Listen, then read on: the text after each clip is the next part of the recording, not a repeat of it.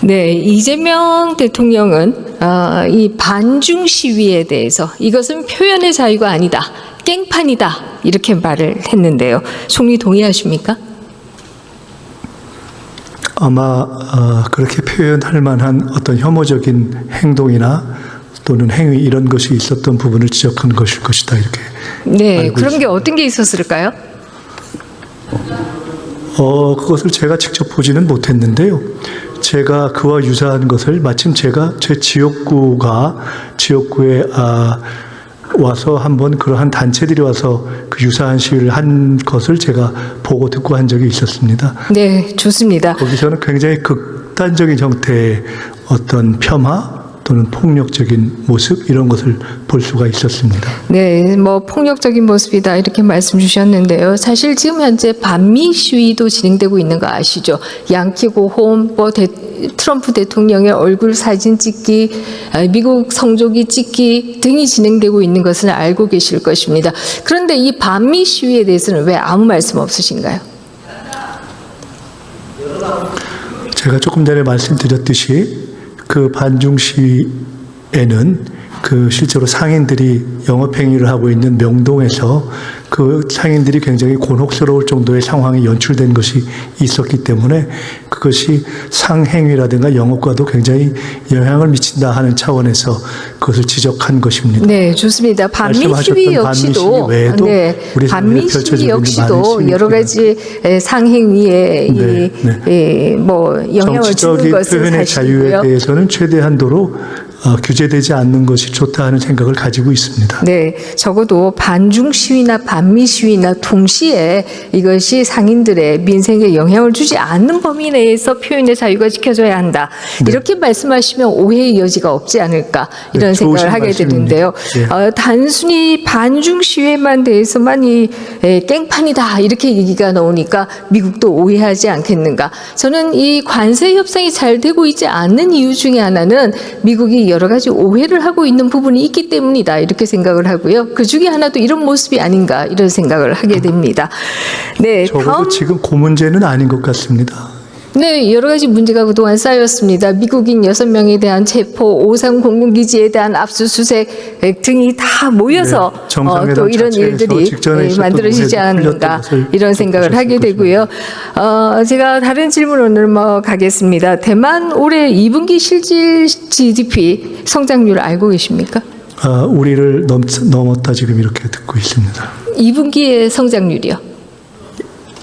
대만의 2분기 GDP 성장률 말씀해 주십시오. 네, 8%입니다. 우리하고는 굉장히 격차가 커졌다 이렇게 얘기할 수가 있고요. 대만과 우리는 4마리의 아시아의 용이었습니다만은 4만 불 고지를 대만이 먼저 가지 않겠는가 이렇게 지금 예측들이 되고 있습니다. 대만의 경제가 이렇게 성장하는 이유는 뭐라고 생각합니까? 글쎄요, 한 가지 어떻게 규정할 수가 있겠습니까? 원래부터 가지고 있었던 저력도 있을 것이고 대만이 지금 가지고 있는 반도체의 경쟁력도 있을 것이고 여러 가지가 있을 것 같습니다. 더 좋은 분석해 주신 것이 있으면 또 말씀 주시면 참고하겠습니다. 네, 좋습니다. 여러 가지 저력이 있을 것이다 이런 말씀 주셨는데요. 대만의 투기표 제도에 대해서는 아마 들어보셨을 것입니다. 우리 20대가 가장 이상적으로 생각하는 투기표 제도가 대만의 제도입니다. 당일 투표하고 현장에서 투표하자마자 개표하고 그 개표에도 누구나 관람할 수 있어서 여기에는 조작이나 음모론이 끼어들 여지가 전혀 없다 이렇게 얘기할 수 있습니다. 이렇게 본다라고 하면 혹시 이런 제도를 우리도 좀 도입해서 이 선거와 관련해서 계속해서 문제가 일어나는 걸 좀 막을 생각은 없으십니까?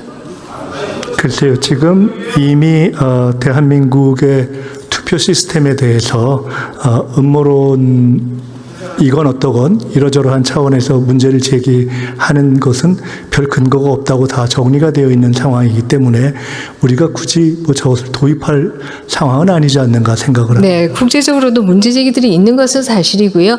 뿐만 아니라 이렇게 깔끔하게 해서 어떤 음모론도 사라지지 않을 정도로 투명하고 공정하게 한다라고 하면 불필요한 마찰과 정치적인 갈등은 줄어들 수 있지 않을까 이런 생각합니다. 흔히 어저께 구윤출 장관도 부총리도 그 얘기를 했습니다만은 성장은 요소 투입에 비례한다 이런 얘기를 합니다.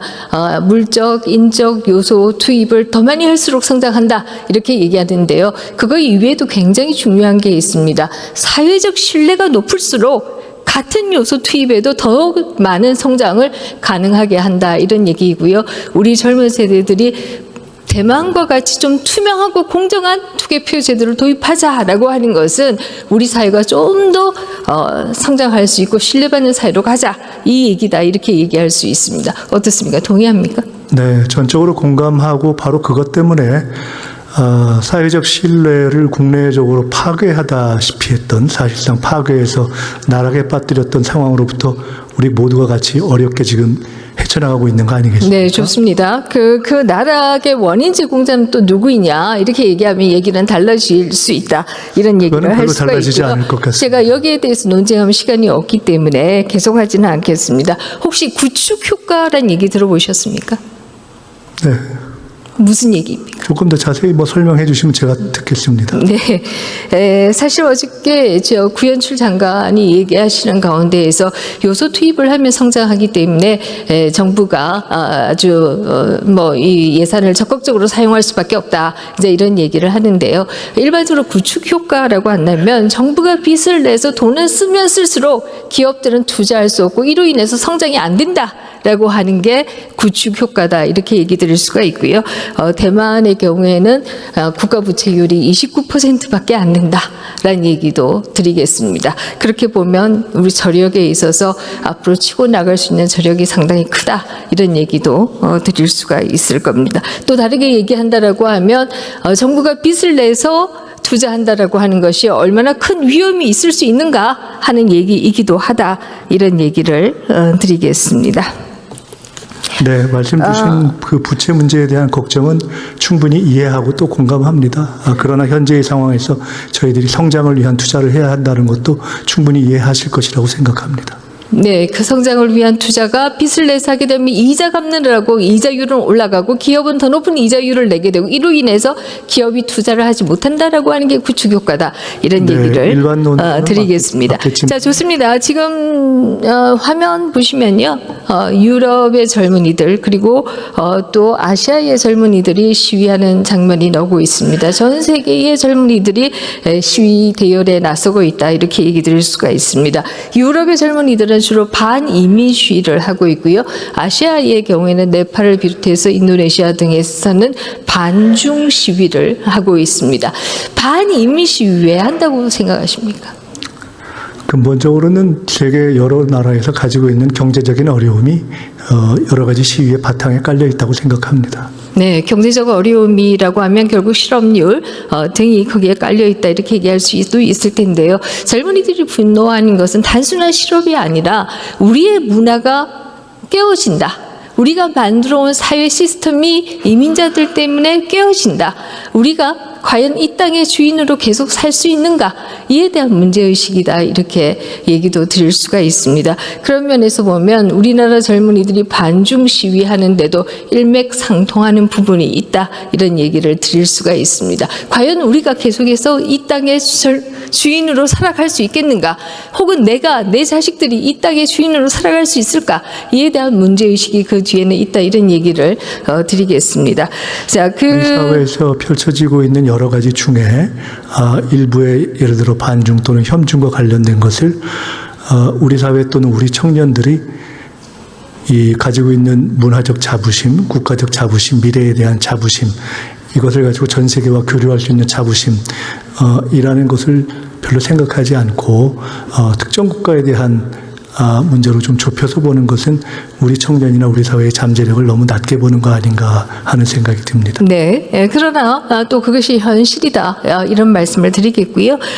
지금 우리나라에서 중국인들이 소지하고 있는 토지의 비율 그리고 그 숫자 아주 빠르게 증가하고 있습니다. 이런 것이 젊은이들에게 두려움을 주는 것이다. 내가 이 땅의 주인으로 살아갈 수 있을까 하는 두려움을 주는 것이다. 이렇게 얘기 드릴 수가 있는데요.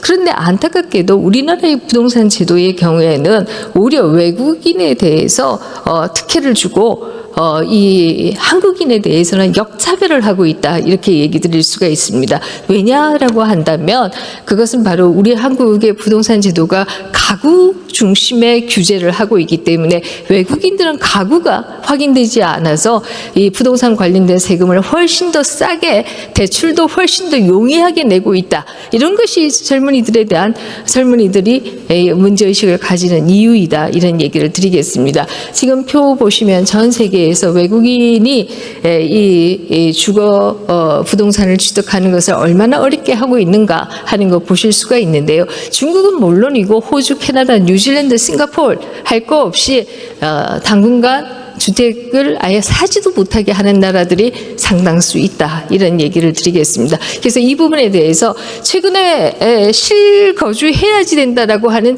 규제를 만든 것으로 알고 있는데 그것은 사실 쉽게 뛰어넘을 수가 있기 때문에 세제에 있어서도 내국인에 대한 역차별을 해소해야 된다. 거기에 좀 앞장서 주시라라는 얘기를 드리겠습니다. 지금 주신 말씀과 관련해서는 우리가 특별한 역차별이 다른 나라에 비해서 과하게 있는 것처럼 오해될 수도 있는 부분이 있어서 조금 이렇게 포괄적으로 말씀 주셨기 때문에 그와 관련한 현황을 정리해서 관련 부처에서 직접 전달드리도록 하겠습니다. 네, 역차별이 있는 저 자료는 공식적인 자료입니다. 제가 만든 자료는 아니고요.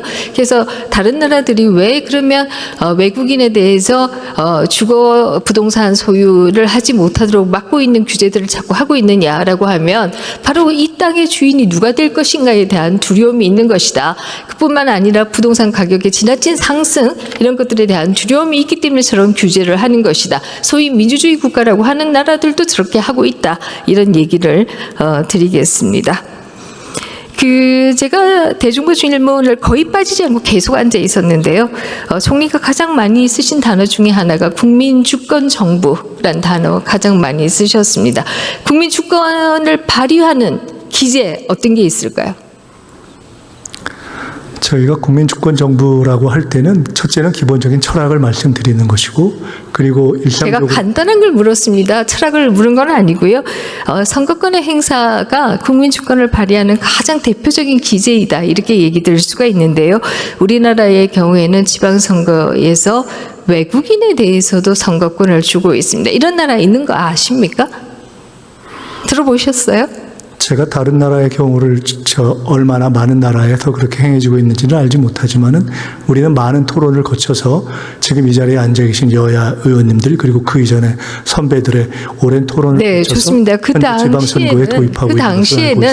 제1 교민들에 대해서 일본에 있는 우리 교민들에 대해서 일본이 투표권을 주지 않을까 하는 마음에서 시작한 것은 사실입니다만은 결과적으로 보면 그렇게 되지 않았고요. 전 세계에서 우리가 외국인 주권을 인정하는 유일한 나라가 되고 있다. 상호주의도 존재하지 않는 상황에서 일방적으로 주고 있는 유일한 나라가 되고 있다. 이런 얘기를 드리겠습니다. 여기에 사실 동영상이 플레이가 안 되더라고요. 제가 좀 보여드리고 싶었는데요. 그래서 사진으로 가지고 왔습니다.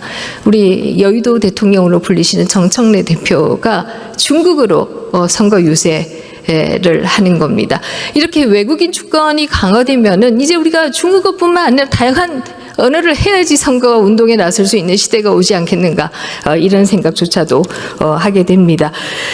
네, 시간이 많지 않아서 총리가 17번 17차례에 걸쳐서 북한을 방문한 것이 이것이 위법이냐 이런 말씀을 하셔서 이에 대한 얘기를 좀 드리겠습니다. 위법은 아닙니다. 드러난 위법은 없습니다. 그런데 문제가 뭐냐라고 하면은 바로 우리 최규진 장관의 경우에는 온갖 것에 본인의 의견을 다 얘기하신 분이지만 박광자 씨의 총살 사건이 있고 난 이후에 단 어떤 위로도 하지 않으셨습니다. 이게 문제입니다. 뿐만 아니라 2018년 그해 이 선거 팜플렛을 보게 되면은 이 학생들의 대북 교류를 강화하겠다. 이때 2018년은 바로 2017년에 오토 인비어 사건이 있고 난 이후입니다. 바로 학생들의 안전, 교사들의 안전이 위협받을 수 있는 사건 당시였습니다만은 이에 대한 말은 이런 방법도 없이 대북 교류를 강화하겠다 이런 얘기만 하고 있습니다. 뿐만 아니라 최규진 장관은 본인이 1984년에 의식화 교육을 했다는 이유로 해직된 해직 교사이기도 합니다. 뿐만 아니라 그가 한 발언 가운데에는 반공의식 때문에 이 통일 교육을 할 수 없다 이런 얘기조차도 있습니다. 반공이 아니면 공산주의나 중립주의 통일을 하겠다는 얘기인지 저는 이해할 수 없습니다만 그런 얘기도 한 바가 있습니다. 뿐만 아닙니다. 총리의 형이 미군만 없었으면 사회주의 모범 국가가 되었을 것이다. 미군정만 없었으면 사회주의 모범 국가가 되었을 것이다 하는 얘기에 대해서 공감한다라는 얘기를 하기도 했습니다. 이러니까 우리가 17차례 방북에 대해서 걱정하는 것이다. 이렇게 얘기할 수 있습니다. 뿐만 아닙니다. 이 세종시 교육감으로 있을 때는 세종시 정교조 지부와 이 협약을 맺었고 그 협약의 내용을 본다라고 하면은 바로 시험 보지 않겠다. 이런 협약들을 보실 수가 있습니다.